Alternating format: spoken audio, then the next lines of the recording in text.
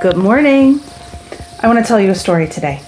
But before I do that, I want to complain about the fact that it is 55 degrees in my house because our furnace died last night and the tech came and fixed it to the tune of $300, and we woke up this morning and it's freezing. So I might be putting a coat on pretty soon, but my dog isn't here and he won't be disturbing us because we took him to doggy daycare so that he doesn't maul the technician when he comes.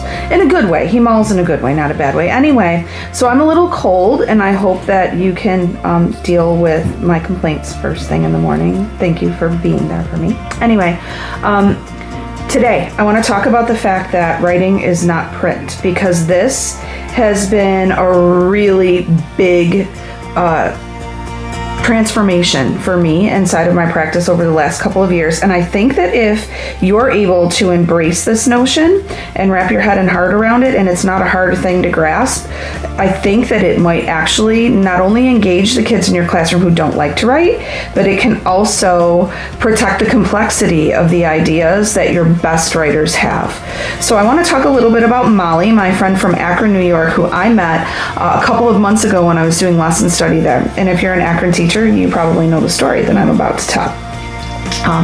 And thank you for your patience.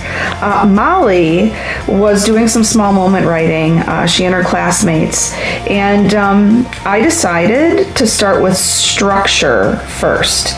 This is the big shift. Writing is not print, and we seem to remember this when we're teaching reading, but we really struggle inside of writing workshop to remember it well. Writing is structure, then meaning, then print. And I find that when I hand kids pens or pencils or keyboards first, they take the quality of their ideas, the complexity of their ideas, all of that meaning, and they reduce it to match their print power. But if I can put loose parts in their hands first, things that are tiny, that allow them to build, things like buttons or blocks or Legos or paper clips or packing peanuts from gifts that they've received or packages in the mail, if I can put loose parts in their hands instead of pens, pencils, and keyboards, and I give them a structure first, what emerges is absolutely breathtaking. So Molly used the structure, characters and setting, a small moment that mattered, and how it changed me. This was the structure that I gave kids. I said, these are the 3 blocks of this build. If we're gonna build a small moment story, those are the 3 blocks we're gonna snap together. Use these loose parts, build me your character and setting, build me a small moment that mattered, build me how it changed the way that you were thinking or feeling. And I didn't think that they would be able to go there, but they did. And Molly just blew my doors off. Molly built a wheelchair, and when I asked her to tell me the story, she told me about her grandfather who fell out of a tree when he was very young and is paralyzed and always has been to her memory. They play a game every Sunday where she races him around the house in a wheelchair and he tries to score points by throwing a ball in their fireplace, I think. And I asked her, Molly, does this change the way you think or the way that you feel? What's the lesson to be learned from this small moment story?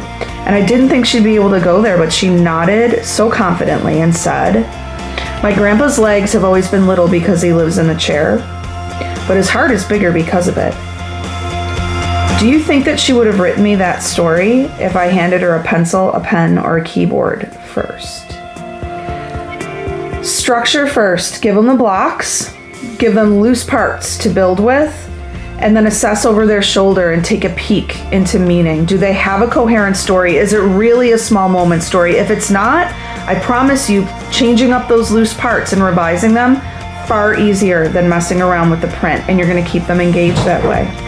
I hope this works for you. Give it a try. Let me know. I'll be talking more about it soon.